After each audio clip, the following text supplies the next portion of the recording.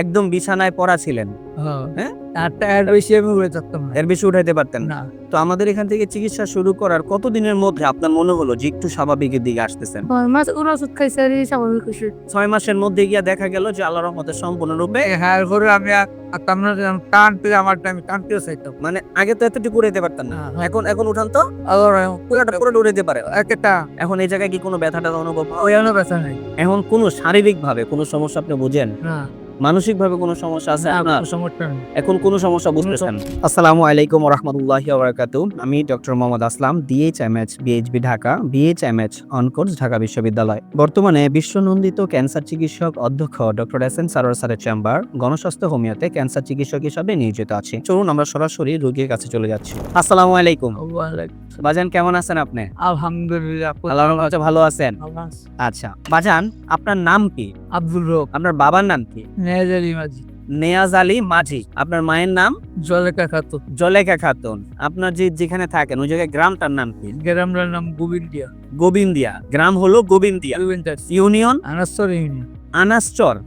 আনাসচর union. থানা কোনটা পড়ছে? চাঁদপুর চাঁদপুর থানা। থানা। থানা চাঁদপুর। চাঁদ- জেলা জিরো চাঁদপুর। আপনি বাজান সর্বপ্রথম কি সমস্যায় আক্রান্ত হয়েছিলেন? এসে হয়েছিল আপনার? বিসমিল্লাহির রহমানির রহিম। ব্যাপার হচ্ছে আমি প্রথম আমার একটা কাশি এসেছি। আচ্ছা কাশতে আমি ঘাম টাম দিয়ে পেঁয়াকে শুবিয়ে দিত আমার। জি।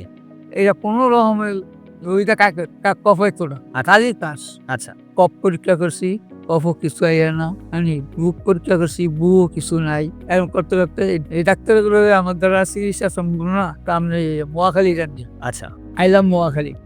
মোয়াখালী আপনার পরীক্ষা করতে গিয়ে ধরা পড়ছে এই দ্বারা একটা ফুসফুসি, ডাইন দ্বারা একটা, বাম দ্বারা একটা। হুম। বাম দ্বারা ডাইন দ্বারা ফুসফুসিটা তল যে চুলের মতো একটা ফাড়া দিছে। আচ্ছা আর এই ডাইন দ্বারের ফুসফুসিটার উপরে একটা কিলের মতো একটা দাগ পড়ে দিছে। আচ্ছা পরে উনি কি বললো আপনাকে? অনেকগুলো আপনি এটা ক্যান্সার। আচ্ছা আচ্ছা ক্যান্সার আপনি এখন কাজ করেন, তো সাইডটা শুইলেন, সাইডটা শুইলে আমরা কমে দিবি। মানে কেমন হওয়ার কথা বলতো আর কি? আমি জিঙ্গাই সুইর দাম কত? ক্যাশার দাম 20,000 দিয়ে। এক একটা 20,000 টাকা করে, মানে এক একটা কেমন 20,000 টাকা করে বলবে। আচ্ছা আমরা তো বললাম তো ঠিক আছে, কয় সাইডটা সারবো, সাইডটা না সারলে আর 3টা লওয়া লাগবে। আচ্ছা আচ্ছা আমি একটু আস্তে আস্তে বাড়ে, হুম। কমে না তো। হুম। তো ঠিক আছে, আমি বাসায় যাই, গিয়ে আমার সিপুত আছে, আমি ব্যাকের ভরবো। আচ্ছা আচ্ছা হ্যাঁ জি। তোরা কি করবি? কি মহাখালী হাসপাতালে যাবি না কোনো যাবি? আচ্ছা তখন এই জ্ঞান করলো যে জগবাড়ির মসজিদ এক ইমাম সাহেব আছে। এই ইমাম সাহেব আপনার তো হচ্ছে ক্যান্সার। ইমাম সাহেব কিছু কেমন লয়, আবার কিছু হচ্ছে এর ওষুধ। মানে আপনারা আমাদের ঠিকানাটা পাইলেন না, আপনাদের এদিকে একটা ইমাম সাহেব ছিলেন, হ্যাঁ ওনার ক্যান্সার ছিল। হ্যাঁ উনি ক্যান্সার যখন আক্রান্ত হয় তখন উনি কেমনই ছিল, আবার আমাদের ওষুধগুলো খাচ্ছিল, আলহামদুলিল্লাহ অনেকটা ভালো ছিল। পরে উনি আপনাদেরকে আমাদের ঠিকানা দেয়, পরে ওই ঠিকানায় আপনারা আমাদের এখানে আসেন। আমাদের এখানে আসছেন আসতে কত মাস আগে? 7 মাস আগে, এই 8 মাস। এটা হলো 8ম মাস চলতেছে। হ্যাঁ। আমাদের এখানে আসছেন আজকে 8ম মাস অলরেডি চলতেছে। তো আমাদের এখান থেকে চিকিৎসা শুরু করার প্রথম অবস্থা ওনার কেমন অবস্থা ছিল আপনার? আমার অবস্থা আপনার তো খুব খারাপ ছিল। পিছে ছিল আস্তে আস্তে হাতটা প্রচুর ব্যথা ছিল।